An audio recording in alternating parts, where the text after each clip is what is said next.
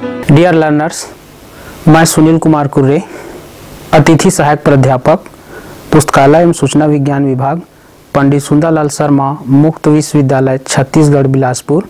आज के व्याख्यानमाला में हम जनवरी 2023 से दिसंबर 2023, जिसको हम एक बैच कहते हैं, जनवरी टू दिसंबर बैच, तो इसका जो असाइनमेंट क्वेश्चन पेपर है वो वेबसाइट में अपलोड हो गया है और हम अभी उसी क्वेश्चन पेपर का एक्सप्लेनेशन और उस पर डिस्कशन करेंगे, जिसमें हम आपको जितने भी सेक्शन में क्वेश्चन है उन सभी सेक्शन को 1 बाय 1 उस पर डिस्कशन करेंगे। आइए हम जनवरी टू दिसंबर 2023 का असाइनमेंट क्वेश्चन पेपर का सॉल्यूशन एंड डिस्कशन करेंगे। हम यहाँ सेक्शन 1, ये जो असाइनमेंट क्वेश्चन है वो 4-5 सेक्शन में डिवाइडेड है। सबसे पहले हम देखते हैं हमारा सेक्शन 1।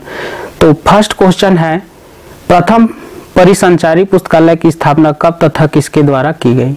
तो ये जो क्वेश्चन है वो 1 वर्ड आंसर रहता है, इनका हम अपने आंसर शीट में 1 वर्ड में ही लिखते हैं। तो जैसे कि यहाँ फर्स्ट सर्कुलेशन लाइब्रेरी, तो सर्कुलेशन लाइब्रेरी पहले क्या होता है ये देखते हैं। सर्कुलेशन लाइब्रेरी क्या होता है, जिसमें हम रीडिंग मटेरियल्स का इशू एंड रिटर्न सिस्टम होता है ना, उसको हम सर्कुलेशन सेक्शन कहते हैं। और जिस लाइब्रेरी में हमारा issue and return system available है वही हमारा क्या है, सर्कुलेशन है। इसके बाद नेक्स्ट है हमारा, भारत में राष्ट्रीय पुस्तक नीति कब तैयार की गई। तो भारत में राष्ट्रीय पुस्तक नीति जो है, आप सभी जान रहे हैं कि नेशनल एक बुक ट्रस्ट, जिसको हम एनबीटी के नाम से जानते हैं, तो नेशनल बुक ट्रस्ट स्टार्ट हुआ था 1957 के टाइम में। तो नेशनल बुक नीति जो है 1958 में स्टार्ट हुआ था, 1958 में। उसके बाद है आपका थर्ड क्वेश्चन आता है, लाइब्रेरियंस ग्लोसरी ऑफ टर्टस नामक पुस्तक के लेखक का नाम बताइए। What is the name of the author of librarian glossary of term books. तो इसका ऑथर जो है वो 1 वर्ड्स का रहेगा, इसका आंसर भी हम वहाँ 1 वर्ड्स के रूप में देंगे। इसमें हमें और ज़्यादा कुछ एक्सप्लेन नहीं करना रहता है, जितना हमारा क्वेश्चन है उतना ही हमें आंसर देना रहेगा। जैसे डेयर का यहाँ हमें फुल फॉर्म पूछा है, तो डेयर का हमारा फुल फॉर्म क्या होता है, ड्रग एब्यूज रेजिस्टेंट एजुकेशन होता है। तो एज इट इज हम उसको वहाँ उसके जगह पर ड्रग एब्यूज रेजिस्टेंट एजुकेशन के रूप में वहाँ हम लिख देंगे, ड्रग एब्यूज रेजिस्टेंस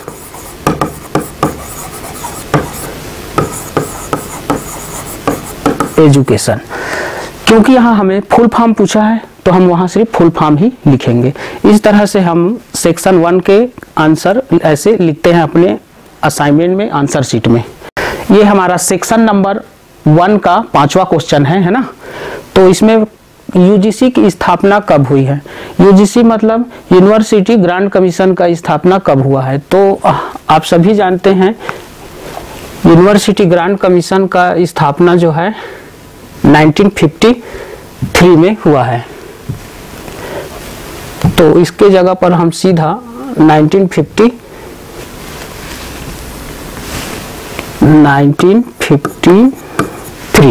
ठीक है, ये दिल्ली में है। क्वेश्चन में जितना पूछा है आपको उतना ही लिखना रहेगा, ठीक। उसके बाद है, लाइब्रेरी बुलेटिन नामक पत्रिका का प्रकाशन किसके द्वारा किया जाता है। तो ये क्या है, एक लाइब्रेरी पत्रिका है। तो जिसके द्वारा इस लाइब्रेरी पत्रिका का प्रकाशन किया जाता है वहाँ उसके राइट आंसर को लिख देना है। तो इसका राइट आंसर है ILA के द्वारा लाइब्रेरी बुलेटिन पत्रिका पब्लिश किया जाता है। यूजर एजुकेशन, यहाँ है आपका यूजर एजुकेशन। तो उपयोक्ता शिक्षा की सुव्यवस्थित शुरुआत किसके द्वारा की गई है। तो इसको आंसर को आप जो है अपनी किताब में सर्च करके हमें लिखना रहता है। जो असाइनमेंट वाला पार्ट होता है उसको हमें जो सेल्फ लर्निंग मटेरियल दिया जाता है विश्वविद्यालय के द्वारा, आपके फॉर्म भरने के टाइम आप जो फिलअप किए रहते हैं अपने पोस्टल एड्रेस, उस पोस्टल एड्रेस पर बाई पोस्ट विश्वविद्यालय के द्वारा आपको किताब, उसके साथ उत्तर पुस्तिका और एक प्रॉस्पेक्टस साथ में भेजा जाता है। तो इनका आंसर जो है आप अपने किताब से सर्च करके लिखेंगे। उसके बाद है क्वेश्चन नंबर 8, पुस्तकालय विज्ञान के 5 सूत्रों का प्रतिपादन कब तथा किसके द्वारा किया गया। तो आप लाइब्रेरी साइंस की स्टूडेंट हैं और पुस्तकालय विज्ञान की अगर जब बात होती है या और चाहे वो 5 लॉ की बात होती है तो सबसे पहले नाम आता है हमारे डॉक्टर एस.आर. रंगनाथन का, जो कि father of library science in India है ना। तो पुस्तकालय विज्ञान के 5 सूत्रों का प्रतिपादन जो है डॉक्टर एस.आर. रंगनाथन द्वारा, और किसके द्वारा लिखा है तो यहाँ आपको नाम भी लिखना रहेगा, डॉक्टर एस.आर. रंगनाथन।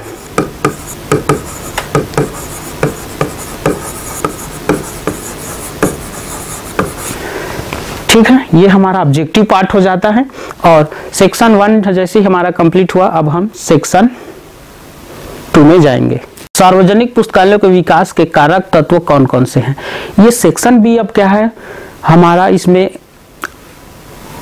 ये हमारा कम से कम इसमें शब्दों में लिखने वाला अब यहाँ से चालू हो जाता है। इसके पहले सेक्शन ए हमने 1 वर्ड वाला देखे हैं, अब सेक्शन बी आया है तो इसमें हमें इनके बारे में वर्ड्स में लिखना रहेगा। तो पब्लिक लाइब्रेरी की डेवलपमेंट करने के लिए जो फैक्टर दिए हैं है ना, वो सभी फैक्टर को हम यहाँ लिखेंगे।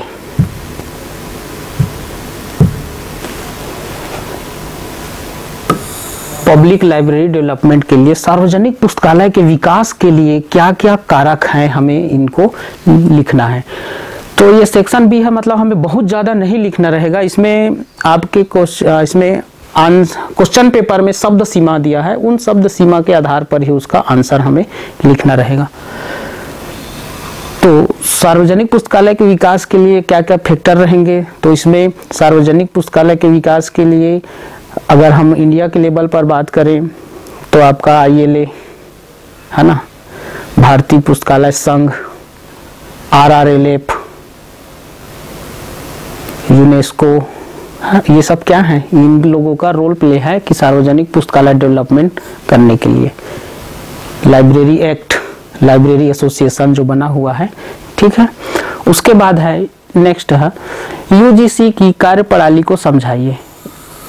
यूनिवर्सिटी ग्रांट कमीशन के क्या क्या कार्यप्रणाली है, इनके बारे में हमें लिखना है यहाँ। ये इसका आंसर आपको मिलेगी आपके बुक्स में, UGC में। UGC वाला जो चैप्टर दिया रहेगा उसमें विश्वविद्यालय अनुदान आयोग से रिलेटेड उसकी क्या क्या कार्यप्रणाली है, इसको हम यहाँ लिखते हैं।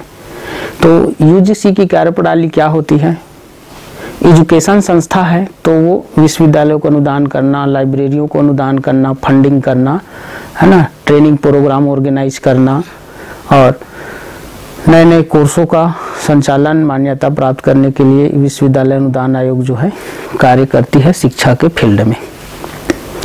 तो इसको आप जितनी शब्द सीमा में आपको क्वेश्चन में कहा गया है उतने शब्द सीमा में ही आपको लिखना रहेगा, बहुत ज़्यादा एक्सप्लेन नहीं करना रहता है, ठीक है। जो शब्द सीमा दिया है उसके आधार पर ही लिखना रहे। उसके बाद है common theory of business ethics, व्यावसायिक आचार शास्त्र के सामान्य सिद्धांतों को समझाइए। अगर इसमें सामान्य सिद्धांतों को समझाइए दिया है तो आपको बहुत सारे सिद्धांत को नहीं बताना है, आपको सिर्फ क्या है कॉमन थ्योरी इसके बारे में लिखना रहेगा। ये आप अपने बुक से जो है देखकर लिखेंगे। नेक्स्ट है आपका explain the planning of user study, उपयोक्ता अध्ययन के नियोजन को समझाइए। इसमें प्लानिंग ऑफ यूजर स्टडी में क्या होगा, यूजर स्टडी का मतलब होता है कि कोई यूजर हमारी लाइब्रेरी में अगर पहली बार आई है विजिट करने के लिए या देखने के लिए, रीडिंग मटेरियल्स के लिए, पढ़ने के लिए, तब के कंडीशन में हम उनको क्या हमारे पास प्लान रहेगा उस यूजर को अपने यहाँ इस यूजर स्टडी के तहत लाइब्रेरी के बारे में, लाइब्रेरी फैसिलिटीज़ के बारे में हम उनको एक प्रेजेंटेशन दें, उनको लाइब्रेरी सर्विस के बारे में बताएं, क्योंकि वो कॉमन यूजर हैं जिसको लाइब्रेरी के बारे में उतना जानकारी नहीं है कि कितने सेक्शन हैं, कितने लाइब्रेरी में कौन कौन सी सेवाएं दी जाती हैं। तो हमारे पास एक कंप्लीट प्लान होना चाहिए कि न्यू यूजर अगर हमारी लाइब्रेरी में आया है तो हम उसको कैसे लाइब्रेरी से इंटरेक्शन कराएं। फिर नेक्स्ट है इनफ्लिबनेट के उद्देश्यों को समझाइए। इनफ्लिबनेट जैसे आप नाम से ही जानते हैं, इनफ्लिबनेट इन्फिलिनेट मतलब क्या, इंफॉर्मेशन एंड लाइब्रेरी नेटवर्क, मतलब भारत में जितने भी लाइब्रेरी नेटवर्क है ना, उन नेटवर्कों का नेटवर्क के रूप में इन्फिलिनेट कार्य करती हैं। मैं यहाँ बताना चाहूँगा इन्फिलिनेट जो है वह, इसकी स्थापना 1991 में अहमदाबाद में गुजरात में हुआ है, वहाँ इसका हेडक्वार्टर है। और जो हम विश्वविद्यालय अनुदान आयोग यूजीसी को पढ़ते हैं तो यूजीसी क्या है, विश्वविद्यालय अनुदान आयोग है, और यूजीसी के पूरे वेबसाइट को और उसके सिक्योरिटी सिस्टम जो है वो इसी इन्फिलिनेट के द्वारा कंट्रोल किया जाता है, मैनेज किया जाता है। ठीक है, तो इसमें उद्देश्य पूछा गया है, तो इन्फिलिनेट का क्या उद्देश्य है, ये पुस्तकालय विकास के लिए कार्य करती है ना, पूरे भारत में जितने भी लाइब्रेरी हैं उनको नेटवर्क प्रोवाइड करने का काम करता है, ये आपका इन्फिलिनेट। ठीक है, इसको आप अपने बुक के अकॉर्डिंग लिखेंगे। इसके बाद नेक्स्ट क्वेश्चन है हमारा, स्पेशल लाइब्रेरी, विशिष्ट पुस्तकालय के अभिलक्षणों को समझाइए। तो 3 टाइप्स लाइब्रेरी होती है, आप सभी जानते हैं, है ना। 3 टाइप्स लाइब्रेरी में हम एकेडमिक लाइब्रेरी, पब्लिक लाइब्रेरी और स्पेशल लाइब्रेरी। तो यहाँ हम बात करेंगे विशिष्ट पुस्तकालय मतलब स्पेशल लाइब्रेरी के बारे में। जैसा नाम से ही पता चलता है, विशिष्ट पुस्तकालय, विशिष्ट लोगों के लिए जो पुस्तकालय होती है वही विशिष्ट पुस्तकालय होती है। विशिष्ट लोगों का मतलब यह होता है, जैसे कि एग्जाम्पल में हम बोल सकते हैं इसरो की लाइब्रेरी, बार्ग की लाइब्रेरी, जहाँ कॉमन यूजर लोग नहीं जाते हैं, है ना, वो वहाँ के जो संस्था में जो कार्य करने वाले साइंटिस्ट लोग हैं वही लोग उस पुस्तकालय का यूज करेंगे। तो ऐसे लोगों को सोसाइटी में विशिष्ट या स्पेशल पर्सन कहा गया है, और उनके लिए अगर लाइब्रेरी है तो वो स्पेशल लाइब्रेरी कहलाता है। ठीक है, इसको आप अपने हिसाब से बुक में दिया है उसको अरेंज करके लिखेंगे, बहुत ज़्यादा नहीं लिखते हैं। सेक्शन बी में हमारे पास शब्द सीमा दिया है, उस शब्द सीमा को ध्यान में रखते हुए हम उनको लिखेंगे। इन सभी का आंसर आपको बुक में दिया हुआ है, आप सर्च करके अपने आंसर शीट, असाइनमेंट का जो आंसर शीट है उसमें लिखेंगे। आइए हम अब चलते हैं सेक्शन सी में, है ना। अब हम बी से सी में आए हैं, तो अब हमारा लिखने की वर्ड की शब्द सीमा जो है वो थोड़ा सा बढ़ जाएगी। यूके में पुस्तकालय की स्थिति पर चर्चा कीजिए। यूनाइटेड किंगडम में पुस्तकालय के स्थिति पर हमें चर्चा करना है। तो सबसे पहले हमें यूनाइटेड किंगडम में पुस्तकालय की स्थिति पर चर्चा करने से पहले उसके हिस्टोरिकल बैकग्राउंड को देखना रहेगा, जिस पर हम एक यूके में अगर लाइब्रेरी की स्थिति पर चर्चा होती है तो एक संगठन का नाम आता है जो काफ़ी फेमस है ना, एलए, लाइब्रेरी एसोसिएशन।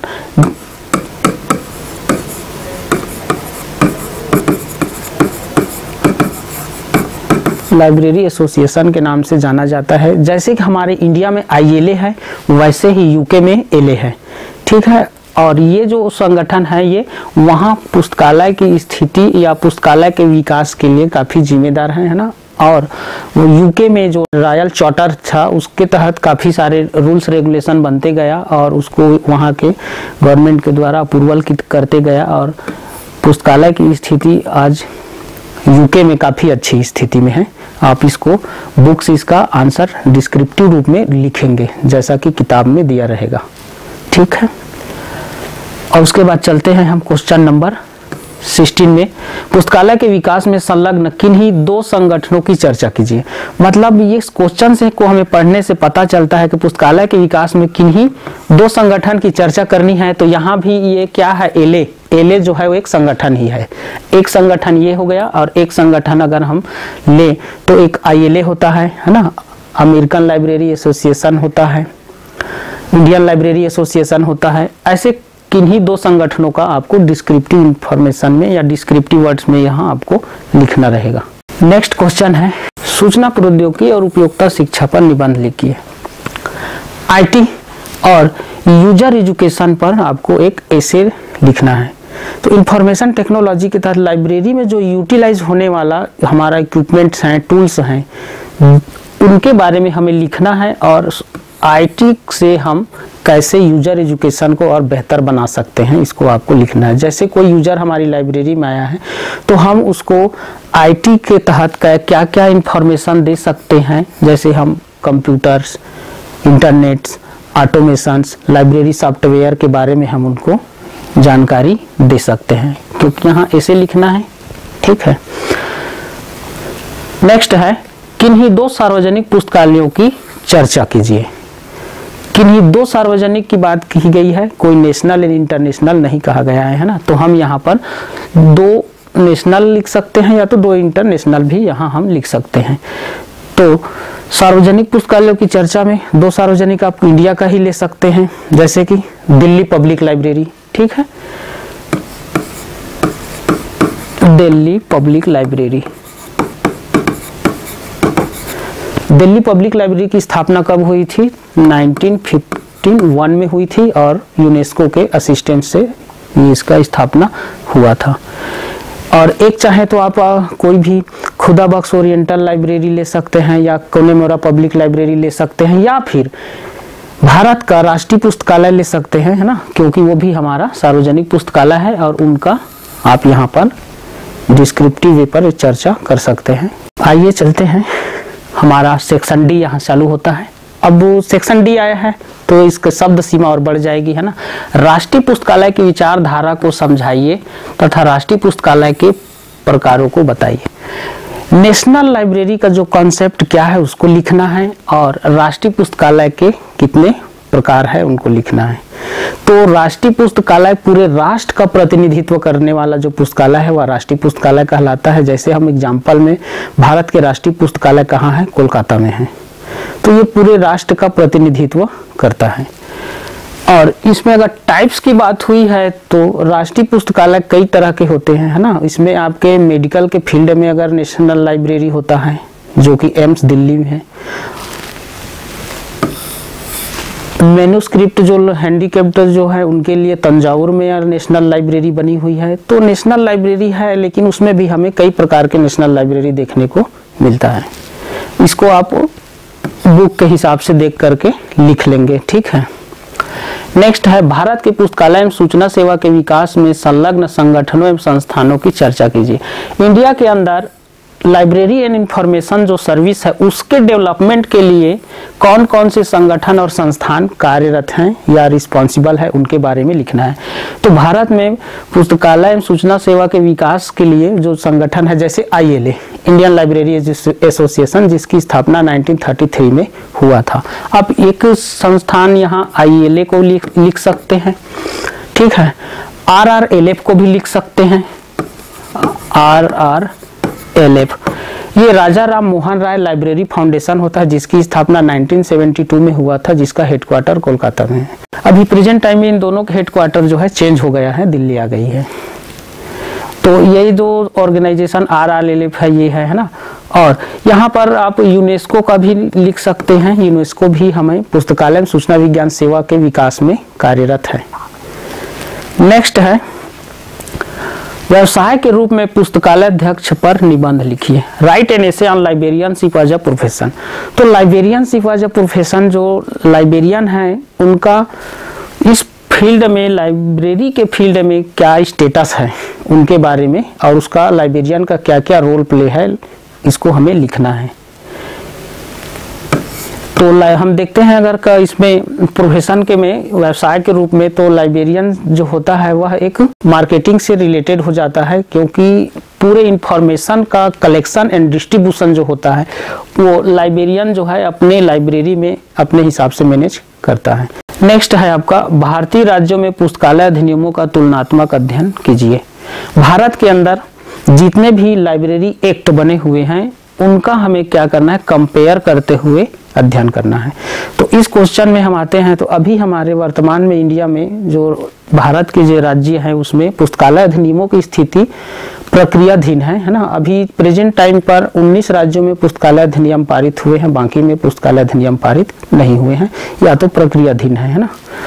तो इसमें कोई 2-4 पुस्तकालय अधिनियम को उठा के उनके बीच कंपेयर करते हुए आप इसको एक अच्छा सा आंसर इसको लिख सकते हैं। ये पार्ट डी में है, मतलब बहुत 250 से 300 शब्द सीमा में इसको लिखना रहेगा।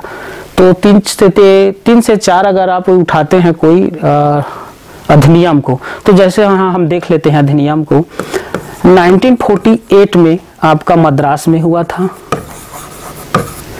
1960 में आंध्र प्रदेश में हुआ था और 1965 में कर्नाटका में हुआ है, 1967 में आपका महाराष्ट्र में पुस्तकालय अधिनियम पारित हुआ था। तो ये 4 अधिनियम को लिख सकते हैं। ये आपका मद्रास 1948 में इंडिया में फर्स्ट पब्लिक लाइब्रेरी एक्ट पारित हुआ था। उसके बाद 1960 आंध्र प्रदेश में, 1965 कर्नाटका में, 1967 जो है वो आपका महाराष्ट्र में हुआ था। तो ये पब्लिक लाइब्रेरी एक्ट पारित हुआ था इन राज्यों में इस टाइम पे। तो इन्हीं का आप कंपेयर करते हुए एक ऐसे यहाँ लिख सकते हैं। सेक्शन डी है, मतलब आपको 250 से 300 शब्द सीमा में लिखना रहेगा। ये आपके एसएलएम सेल्फ लर्निंग मटेरियल जो आपको मिला है उसको देखकर सर्च करके लिख सकते हैं। अब हम सेक्शन ई में आ गए हैं।